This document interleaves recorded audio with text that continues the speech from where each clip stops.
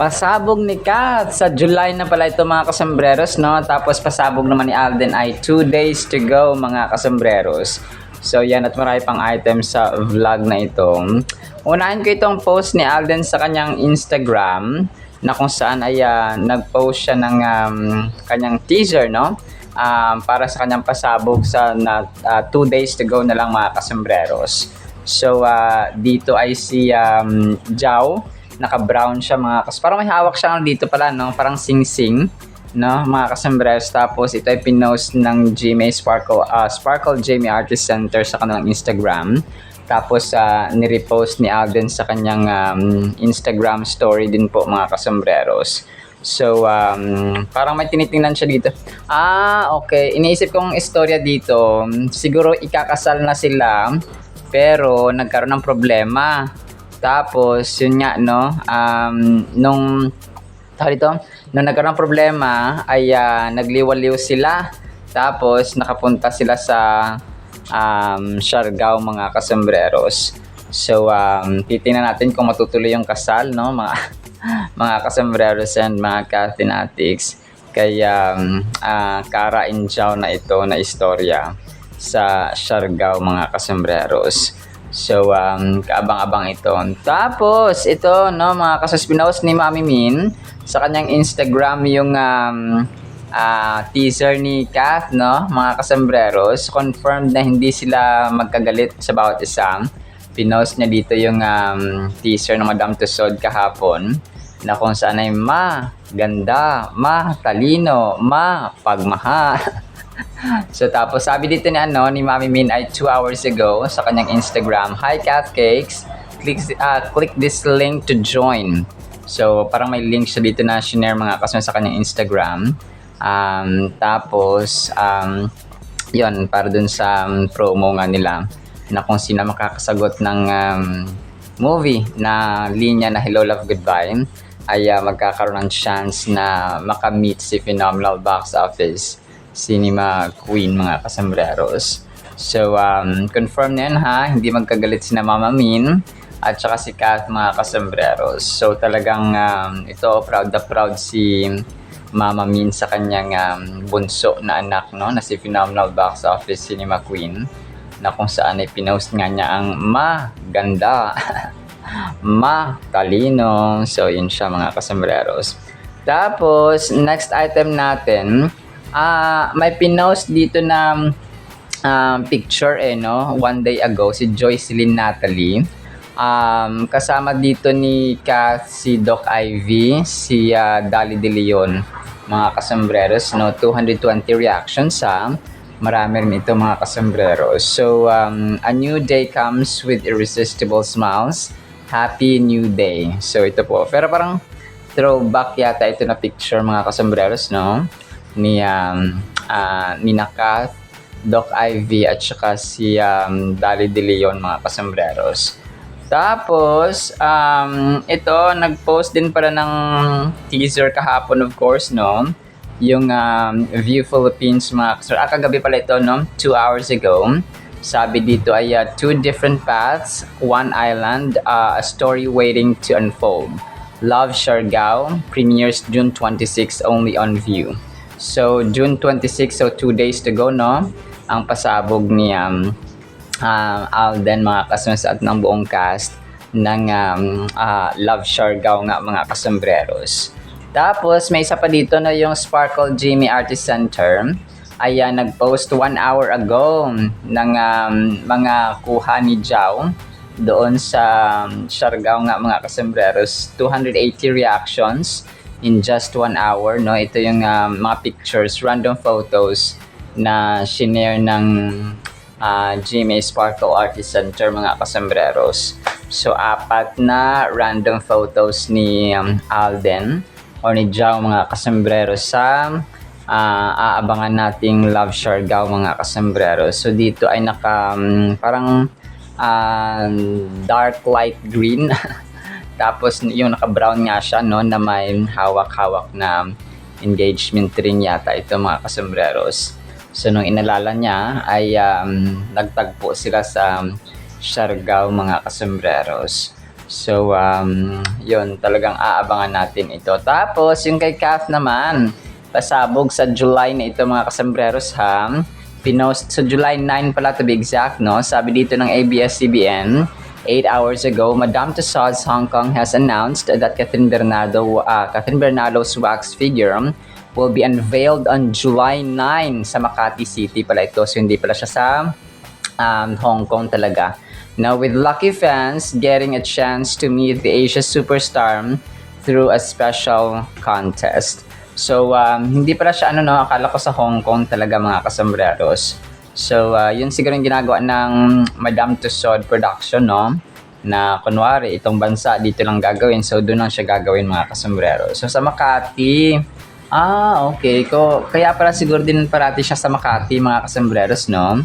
Dahil dito sa Madame Tussauds na mga kasambreros na wax figure. Siguro pag pumupunta siya sa Makati ay nag-meet up sila ng team ng Madame Tussauds mga kasambreros. So Catherine is the latest Filipino star to get a wax figure, joining Pia Wurtzbach, Manny Pacquiao, Catriona Gray, Lea Salonga, and Ann Curtis. So yun yung mga previous na mga Filipino actors and personalities mga kasambreros na nagkaroon ng Madame Tussauds 8 hours ago. Posted ito ng ABS-CBN. So, July 9. So, mamarkahan natin yung ating kalendaryo. So, malapit na rin ha. Parang second week, no? Second week ng July mga kasambreros. So, yun po siya, no? Talagang aabangan natin ito, no? Kaliwat kanan ng pasabog ng Kath din mga customers. Tapos may pinost din dito si Alden yung teaser nga nila ni Nadine mga kasambreros sa Love Siargao, no? Pinost na rin pala ito kanina as a sort of teaser, no? Kasi araw-araw yata, no? Sige, ang advice siguro sa kanila ay araw-araw natin i-post bilang teaser itong Love Siargao na teaser mga kasambreros. So, may ganun kasi, di ba, na advice or parang command, no, from the management na, malapit na, kailangan natin mag-promote, kailangan natin mag-post and so on, mga kasambreros. Tapos, ito naman ay pinost ito ng isang parang random content creator or vlogger. Itong si Sir na parang si Elvin yata yung pangalan niya mga kasambreros, na in-interview niya si Alden doon sa Megaball 2026. Ito ay isang separate na interview mga kasambreros ng ibang tao. Kasi ang kwento pala dito ni itong si Sir Elvin yata ito, na sobrang tangkad, no? Parang 6-footer yata ito. Yung kwento niya dati, parang nag-interview lang siya sa mga lansangan, sa mga streets mga kasambreros, hanggang sa siguro sumikat siya kasi yung content niya. Sabi niya nun parang from streets, no, from interviewing random people in the streets to Megaball 2026. So parang grabing achievement ito sa kanya mga kasambreros. So dito ay yung kinuwento ni Alden, yung kung bakit na local designer yung kanyang napiling suot mga kasambreros. So yun, parang yung parang support na rin, no, sa local designers natin sa Pilipinas, si Francis Liberan, yung kanyang na sinuot mga kasambreros. So parang ginawa niya dito ay parang may share siya dito na parang may app siya na share dito na pag nag-interview ka daw ng tao kagaya niya, so meron siyang application na share dito na parang pwedeng gamitin mga kasambreros. So, nagulat ako din na siningit niya mga kasambreros ito, no? So, mga ganun po siya. So, try ko itong i-post mamaya or i-play para mapakinggan niyo po mga kasambreros, no? Kung gusto niyo lang po, no, mga kasambreros and mga kat. Ito. So, na-feature din yung ni Kath, 6 hours ago, yung kanyang wax figure mga kasambreros. Ang kambal ni Catherine Bernardo ay makikita na sa Madame Tussauds Hong Kong. Congratulations, Catherine. So ito po ay pinost ni Mida Basilio. Tapos picture ni Kath, no? So our queen keeps making history. So ito siya mga kasambreros, no? Congratulations, Catherine. We're so proud of you. So ang kulit lang, tsaka ang daming ang daming nagsusuporta, no? Mga kasambreros, sa abangan talaga ng mga tao ito. Tapos ito, ang cute ng ginawa dito ni RC Munoz. Sabi niya, secret vibes naman si Queen Catherine. Tapos yung pangalan ng kanyang, ng kanyang ice cream vendor. Sabi niya, Catherine Ice Cream. So sa ice cream, sabi nga ng mga kasambreros. So 15 hours ago niya ito pinost mga kasambreros, no? So ang cute ng inedit niya dito. Ang cute ng kanyang naisip mga kasambreros, no? Ang kulit lang. Ni Ma'am RC Munoz na hindi to artista ha, isa po siyang fan ng Catherine din po mga kasambreros. Ito, pinost pala dito yung parang mas kompletong pictures ni Ninang Kath, no? Mga kasambreros na naipost natin nakaraan. Pero may isang picture pa pala dito na mas malayo yung camera dun sa kanyang dalawang inaanak siguro ito mga kasambreros, no? Kasi ninang duties sabi ni Kath mga kasambreros. So, yun, parang naipost lang kagabi ito ng admin sa TikTok. So, dalawa pala yun, yung original pictures niya mga kasambreros. So, isang malayo at saka isang malapit na camera mga kasambreros and mga ka-Atenatics. So, grabe, no? Balikan ko ito, Madam Tusod. Talagang nung mga nakaraang araw, talagang sabi ko, ano nangyari sa Madam Tusod? Na bakit parang ang tagal and so on. Pero ito na siya, no? It's in the making na. Unveiling sa July 9 mga kasambreros. So, July 9 ay anong araw ang July 9? So that's Thursday, no mga kasambreros, no? Thursday or Huwebes po ang July 9, 2026. So confirmed din na walang alitan, no? Sina Mama Min at saka si Kath mga kasambreros.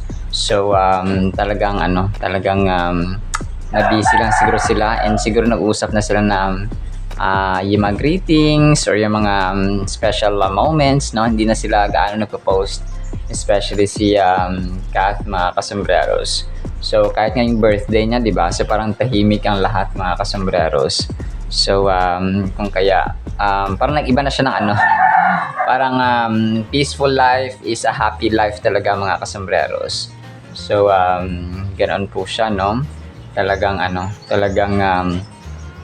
nag-iba na at saka nag-mature na si Kath at saka si Mama Min mga kasambreros when it comes to posting mga kasambreros. So parang naging maingat na sila this time.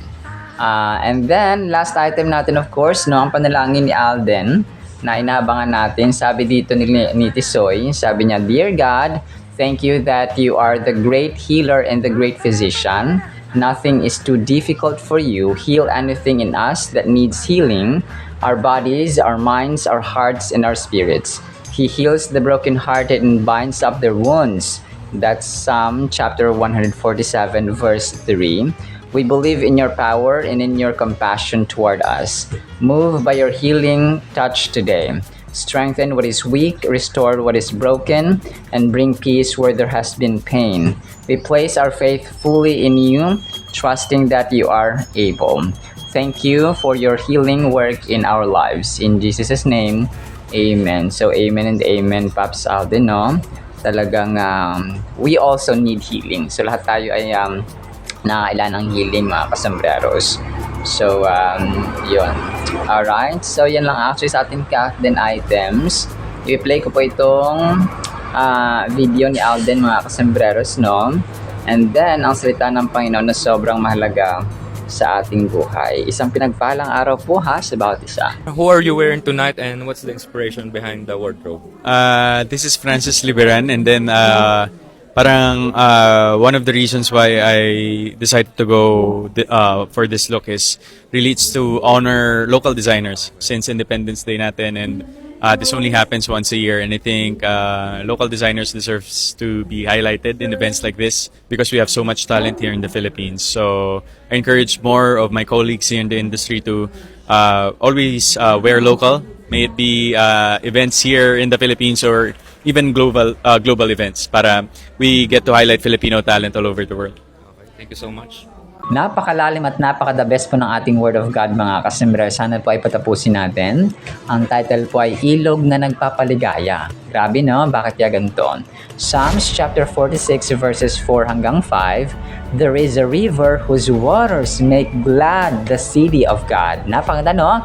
The holy place where the Most High lives. God is in the center of her. She will not be moved. God will help her when the morning comes. Napakaganda po nito mga kasembrero. So, ang ilog na literal, alam natin, ay yung tubig na dumadaloy. Dito po sa amin, share ko lang po, no, nagpapaligaya rin po ang ilog sa amin. Or shall I say sapa, mga kasembreros, no? Pero river pa rin siya.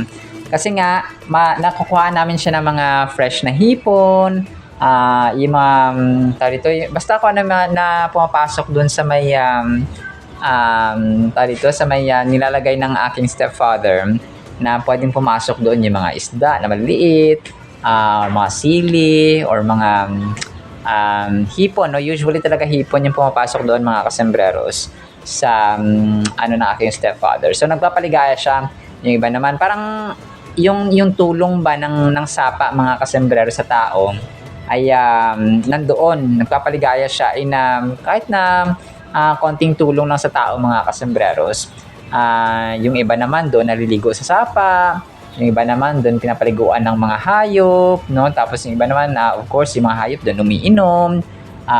Yung iba naman ay pag mabaha naman ay may mga naanod na mga kahoy na naging source ng kanilang income mga kasembrero somehow. Tapos yan yung iba talaga ay yung iba nga sa gilid ng sapa nakatira para mangisda, mamingwit and so on mga kasembreros. So yun po yung gamit ng ilog, di ba? So alam natin, yung iba talaga pinapaliguan, no? Ganoon siya mga kasembreros. Yung iba naman naglalaba doon sa sapa mga kasembreros. So yun siya, no, gamit din yun ng sapa. So nagpapaligaya in a sense na nagiging tulong ang sapa mga kasembreros na nilikha ng Diyos sa mundo. So dito, hindi lamang siya usual or earthly or yung ilog na ito hindi lamang makita sa mundong ito mga kasembreros. So si Haring David, one of the deepest or shall I say meaningful verses mga kasembreros sa Biblia itong sinulat ni Haring David mga kasembreros na sinasabi na merong river, merong ilog, no? May mapasalangit ito mga kasembreros, whose waters make glad the city of God. So grabe na isa ito sa mga description sa langit mga kasembreros na doon po sa langit may city, may river mga kasembreros na kung saan po ay yung river na ito ay nagpapagaling, yung river na ito ay nagiging source ng healing ng mga tao mga kasembreros. So yun po siya, malalim actually ito na verse mga kasembreros, yung meaning niya ay napakalalim. So sabi dito na yung river ay yun nga, no, nagkakaroon siya ng tulong doon sa mga tao sa city of God mga kasembreros, which is the Jerusalem or sa heaven, the holy place where the Most High God grabe no, nandun nakatira. So ibig sabihin sa langit ito mga kasembreros na river, hindi lamang siya dito sa lupa or sa mundong ito matatagpuan, but river na yun nga, no, matatagpuan doon sa city of God sa langit. God is in the center of her. So nasa center lang Diyos, no? Sa river na ito mga kasembreros. She will not be moved. God will help her when the morning comes. So grabe na mga kasembreros, napakalalim po ito mga kasembreros na na verse. So ito po ay tumutukoy din sa isang truth, no, sa isang katotohanan na ang Diyos po natin ang ating divine support. Kasi yung river na ito nagpapagaling, tapos syempre dito sa mundong ito, yung river ay talagang support sa ating mga hayop or sa ating mga tao, mga kasembreros, na kung saan ay kapag El Nino, ang mga tao ay sa sapa, no, sa ilog naglalaba mga kasembreros. So talagang talagang nakaka-amaze ito mga kasembreros kasi nga ang Diyos natin ay meron palang river, no? Meron palang ilog sa langit mga kasembreros na kung saan ay nagiging source ng healing, nagiging source ng support mga kasembreros both sa nature at sa tao. So maliban pa dun sa healing na mention natin ay nagsiserve nito no na parang shelter mga kasos. When we refer to God as refuge, it evokes a sense of safety and shelter. A sanctuary where we can find solace amidst the chaos of life. So yun siya no, sabi kasi dito no, she will not be moved mga kasembreros. So think about the times in your own life when you feel or when you felt overwhelmed by circumstances beyond our control. Was there or wasn't there a moment when simply pausing to consider a higher power provided a sense of calm? This idea suggests that regardless of the challenges we face, we are never truly alone. So, given na yun talaga mga kasembreros na ang Diyos po natin ay kumbaga pa ang ating pong tulong, no? Psalms 46 verses 4 hanggang 5 presents a powerful image of a river whose streams bring joy to the city of God, emphasizing the profound presence of God among His people. So yun, nagiging safe, nagiging kalmado, nagiging payapa, nagiging full of justice, nagiging fair mga kasembreros. Mapa kapag ang presence ng joy, ang presence ng Diyos mga kasembreros ay nasa atin, sa bahay natin, sa ating community, nagkakaroon ng sense of purpose, nagkakaroon ng joy, nagkakaroon ng love, nagkakaroon ng unity, nagkakaroon ng humility, nagkakaroon ng gladness, nagkakaroon ng happiness, nagkakaroon ng wisdom, nagkakaroon ng knowledge, nagkakaroon ng basta yung mga lahat ng good attributes mga kasembreros, nagkakaroon ng patience, ng self-control, ng goodness, ng faithfulness, gentleness, mga kasembreros. So, kung kaya sasabi na where the presence of God is, there's fullness of joy, mga kasembreros. Kung pa, naging sukdulan, naging ultimate, mga kasembreros, ang existence ng buhay ng tao kapag ang Diyos po natin ay kasama natin parati, mga kasembreros. So, sa ating mga tao niya, no, especially dito kasi ay tumutukoy ito sa city of God or people of God, no? Yung sasabi dito na kumapa yung kanyang city mga kasus ay kung saan siya nakatira, no? The city of God, waters or whose waters make glad the city of God mga kasus, which is a holy place or banal na lugar. So heaven, no, isa yun mga kasus, and then ang New Jerusalem, no, na kung saan ay kapag dumating ng panahon na babalik na ang Diyos mga kasembreros sa atin para kunin tayo. This imagery evokes a sense of peace and stability, especially in times of turmoil. The verses remind us that despite the chaos surrounding us, there is a source of life and joy that flows from God Himself. So, grabe no? Parang, no? Kasi may problema. Ang problema naman, given yun mga kasembreros eh.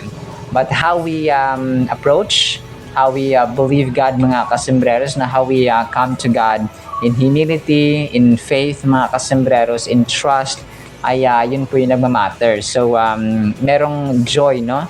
Na umaagos mga kasembreros mula sa Diyos Himself. To fully appreciate these verses, it's essential to understand their context. So, the book of Psalm is a rich tapestry of songs and prayers that articulate a wide range of human emotions, from despair to exuberant praise. So, ganun siya, no? Sinulat niya ito ni Haring David, mga kasembreros. To illustrate this, consider a friend who faced a significant life challenge, such as losing a job. Initially, they felt lost and anxious, but through prayer and community support, they began to experience a sense of peace. They described it as a river of calm flowing through their heart, a reminder that God was with them, guiding them through uncertainty. This personal experience mirrors the essence of the verses, when God's presence brings joy and stability. So yun siya mga kasembreros, no? Talagang ito po ay assurance ni Lord mga kasembreros, na sabi natin parang kunwari no, nawalan ka ng trabaho.